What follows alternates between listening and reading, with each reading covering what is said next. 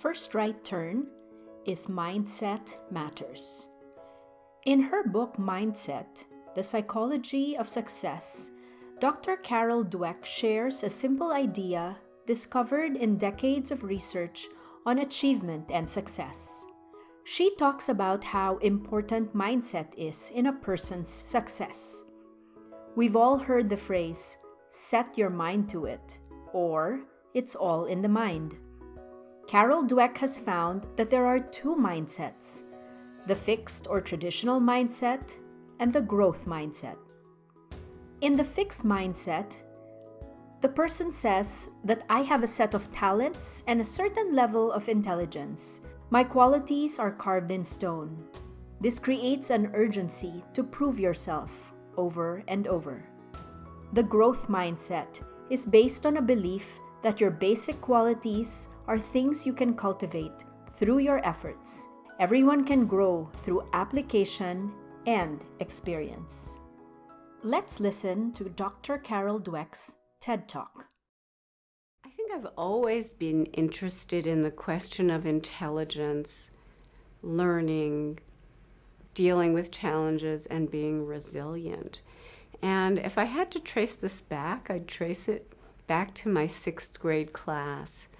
Our teacher, Mrs. Wilson, seated us around the room in IQ order. It made me really think about, is it fixed? I know these kids.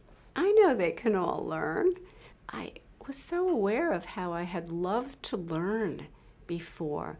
But in that class, it was look smart at all cost. I did not want to lose my seat to someone else. In my very first study, I gave kids impossible problems to solve. Some of the kids were thrilled by it. They said things like, wow, I love a challenge, or yes, I was hoping this would be informative. I looked at them, I thought, where are they from? What do they know?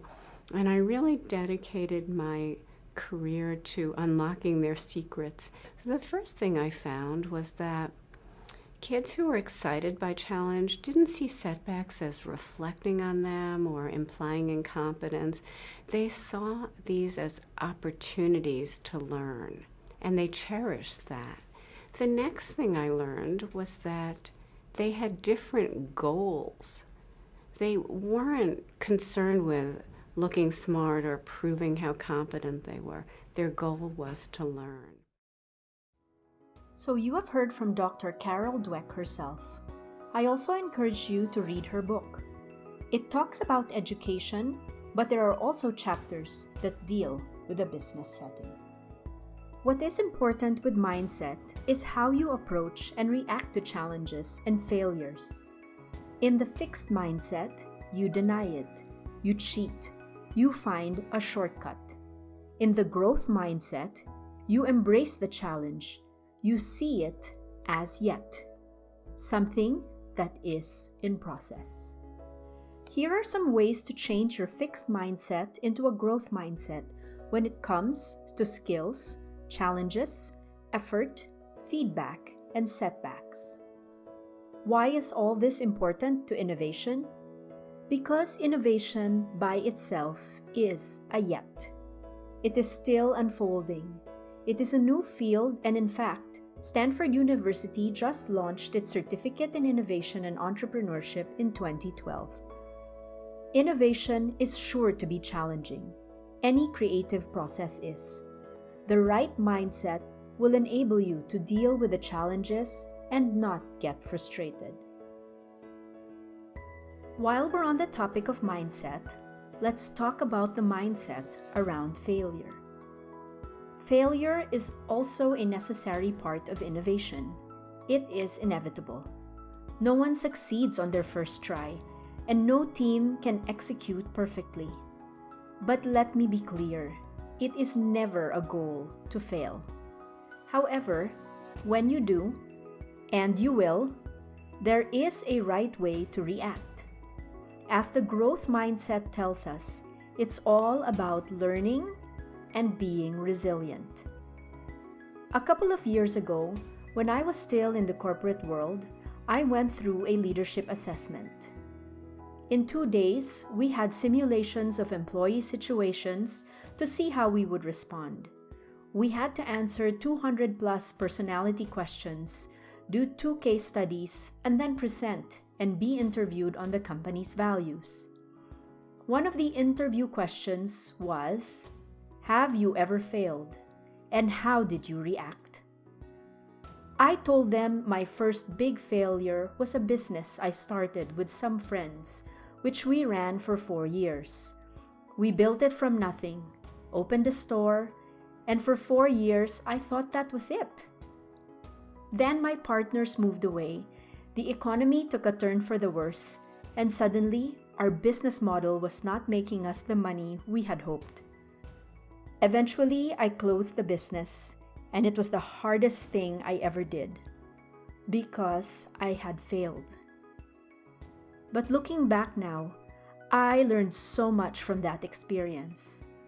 It was my MBA. I learned to manage people, I learned about ethics, the right way to communicate hard decisions to shareholders and employees. And that's what's important about failure. It's about testing the limits of your capability, falling short, and learning and using that knowledge in the future. You really learn resilience. And after your first failure, you have an inner strength about dealing with the future. So don't be afraid to fail. Here are some more famous failures.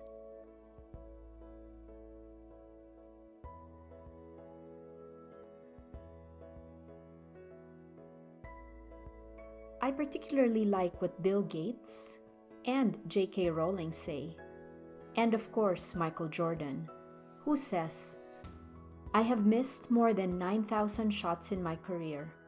I've lost almost 300 games. 26 times I have been trusted to take the game-winning shot, and I missed. I've failed over and over again in my life, and that's why I succeed." So the first right turn is, mindset matters.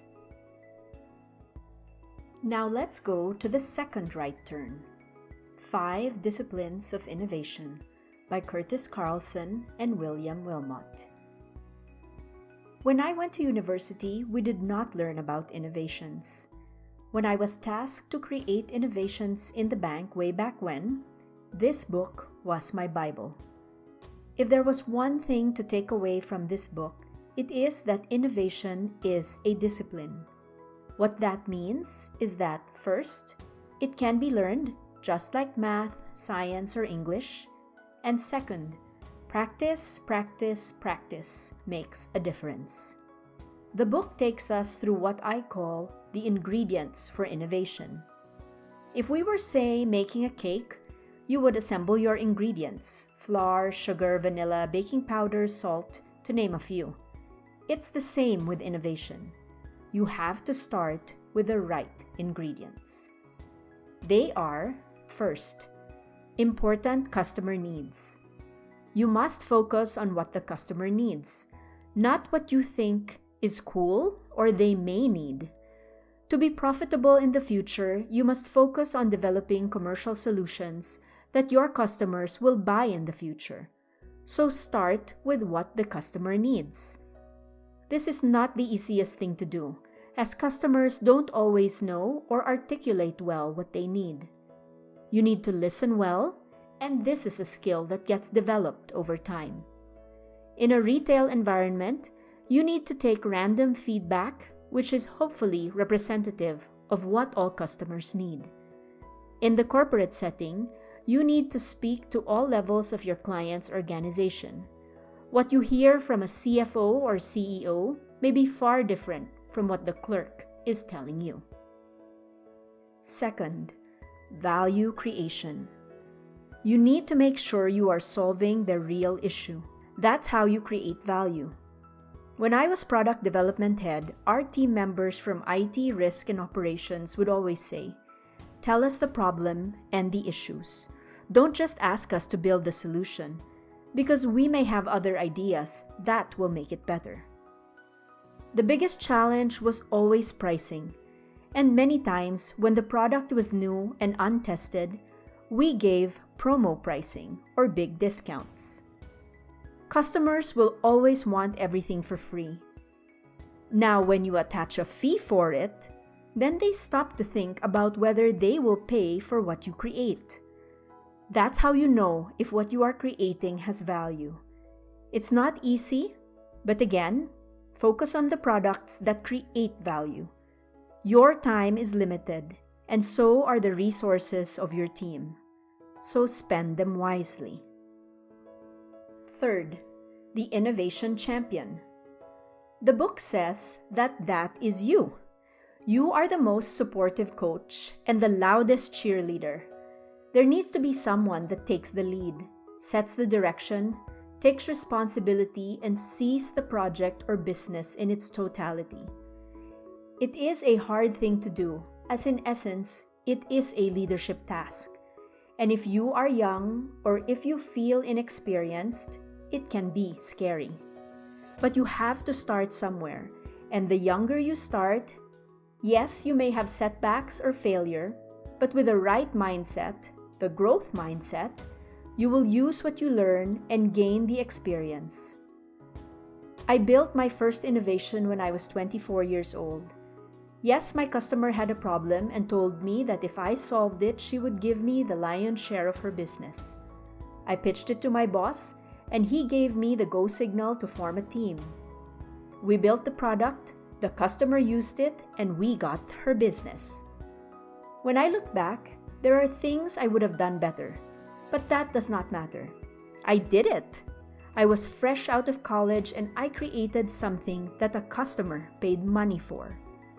The main goal of the innovation champion is to rally the team, to see roadblocks and either work them out or find solutions. Never give up. Fourth, the innovation team. Innovation is never a lonely road because you never go it alone. It is all about collaborating with others. In the book, they say the smartest people are somewhere else, but the collective intelligence of the team is all you need. You need to find people equally dedicated to the goal, but also of diverse background and experience. You need to bring them in the value creation process also. Fifth, organizational alignment. This is my favorite. When I first read the book in 2009, and I was still working at the bank, I thought, oh my God, how would you even accomplish all that's written in this book? With time, I became chair of a committee to build a culture of innovation, and slowly but surely, the organization alignment came. In my course at Stanford, my professor Tom Byers said, Silicon Valley is not a place, it is a state of mind. It can be anywhere. Well, it can be wherever you are. There are different challenges if you are innovating in a company or building your own business. In a company, you have the vast resources available, but need to spend time convincing management to invest in your innovation idea. If you are an entrepreneur, even if you are working with a small group of people on your idea, you don't have the vast resources of an organization. So my advice would be to find and join organizations or communities of entrepreneurs who are on the same journey. Then you have the support you need. So remember the 5 disciplines of innovation, and with these ingredients, you are on your way. Before you proceed to the next section, please complete the self-assessment.